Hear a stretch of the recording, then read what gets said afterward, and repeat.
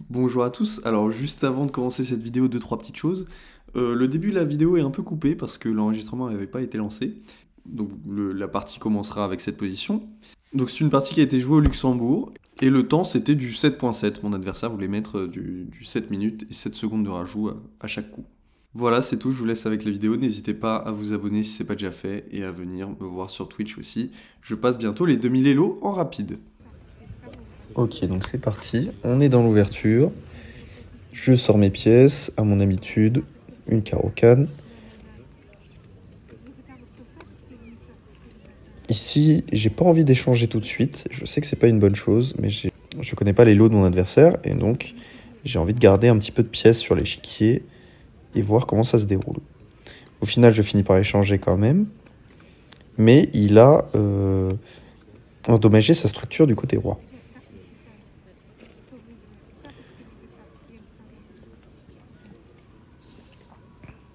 Donc ici, il développe son cavalier, il veut aller roc du côté dame. Donc, je développe aussi mon cavalier et je m'apprête à faire peut-être la même chose que lui. La seule pièce qui m'embête ici encore, chez lui, c'est son fou noir, qui vient quand même très bien taper sur la diagonale qui s'arrête en B8. Ici, après son roc, j'ai peur qu'il tente de lancer une attaque rapide, vu que j'ai pas encore roqué. Donc, ici, je regarde des coups qui pourraient jouer. Et l'un des coups qui m'a fait peur, c'était donc G5. G5 qu'il aurait dû jouer au coup d'avant, d'après l'ordinateur. Mais ici, je me rends compte quand même que cette menace, elle est importante. Et j'essaie de trouver un coup qui pourrait le parer.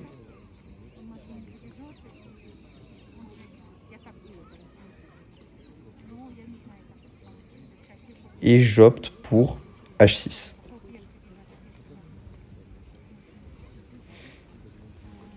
Pour l'instant, tout se passe bien, mais la seule pièce qui m'embête, c'est vraiment son fou. Et je veux essayer peut-être après de m'en débarrasser, d'essayer de trouver un moyen de l'échanger.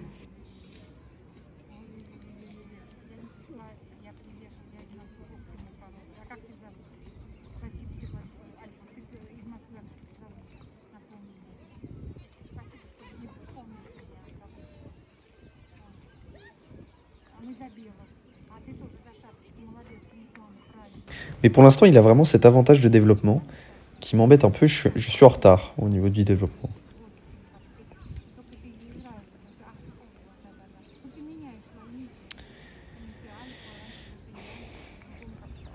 Donc là, il réfléchit beaucoup, ça me rassure parce que j'ai quand même plus de temps que lui à la pendule.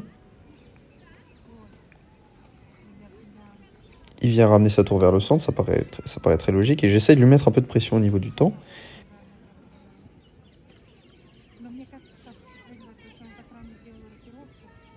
Il finit par le ramener vers l'arrière. Ça m'embête et en même temps ça m'arrange parce que il y a au final la case de 4. Si j'arrive à poser un cavalier sur la case de 4, il pourra peut-être échanger ce fou de case noire qui m'embête.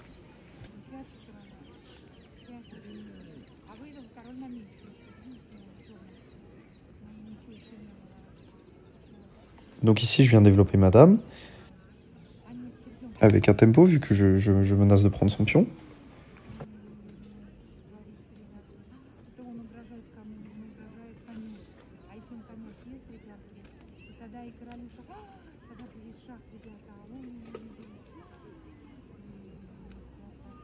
Il décale son roi. Et ici, je réfléchis. Et je me dis que tout simplement, il faut que je développe la dernière pièce que je n'ai pas développée. Qui est mon fou de case noire. La question, c'est où?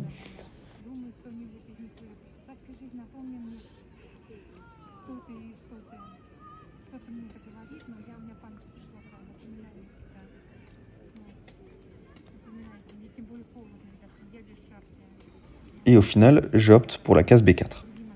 Je fais une batterie et je me dis que si j'arrive à supprimer son cavalier, peut-être qu'un jour, un de mes cavaliers pourra terminer sur la case E4, qui est une très très bonne case pour planter un cavalier, et après, comme j'ai dit plus tôt, essayer de prendre son fou.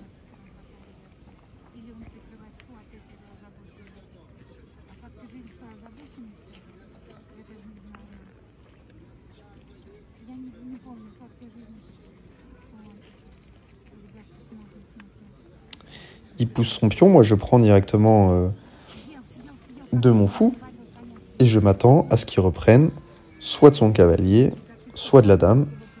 Mais je pense qu'il va reprendre du cavalier ici, pour vraiment garder cet appui sur la case E4. La case E4 qui est vraiment une case très importante dans la position.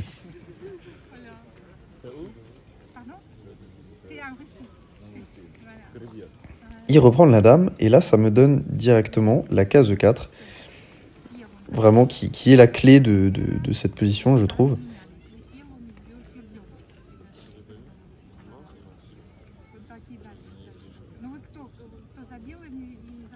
Donc là-dessus, je ne veux pas échanger les dames, parce que s'il reprend du cavalier, j'aurai plus cette case E4, donc je mets la dame dans l'axe du roi. Il s'avance avec son cavalier, il essaye de créer du jeu. Et au lieu de jouer défensif, ici, je me dis, je vais directement attaquer. Et donc, je ramène ce fameux cavalier sur la case E4, et je m'apprête à échanger son fou contre mon cavalier. Donc comme vous pouvez le voir, la vidéo s'est arrêtée parce que le téléphone qui filmait n'avait plus de batterie. Heureusement, c'était entre guillemets l'avant-dernier coup, vu qu'ici mon adversaire va jouer un blunder qui va me permettre de gagner la partie et l'abandonner juste après. Donc mon adversaire ici a joué Dame E2. Le meilleur coup était Dame D3. Alors pourquoi est-ce que Dame E2 est un blunder? Je vous laisse quelques secondes pour trouver la solution. Normalement ça saute aux yeux. Vu qu'ici la dame est dans l'axe du roi, on peut venir faire échec avec le cavalier. Le pion ne peut pas reprendre. Et ici, c'est une fourchette plus que agréable. On peut prendre la dame, la tour. Donc, bien évidemment, le mieux, c'est de prendre la dame. Et quand il a vu ça, il a abandonné. Donc, j'ai gagné cette partie. J'espère que vous avez apprécié cette vidéo. N'hésitez pas à me faire part de vos retours en commentaire. Et sur ce, je vous dis à très bientôt.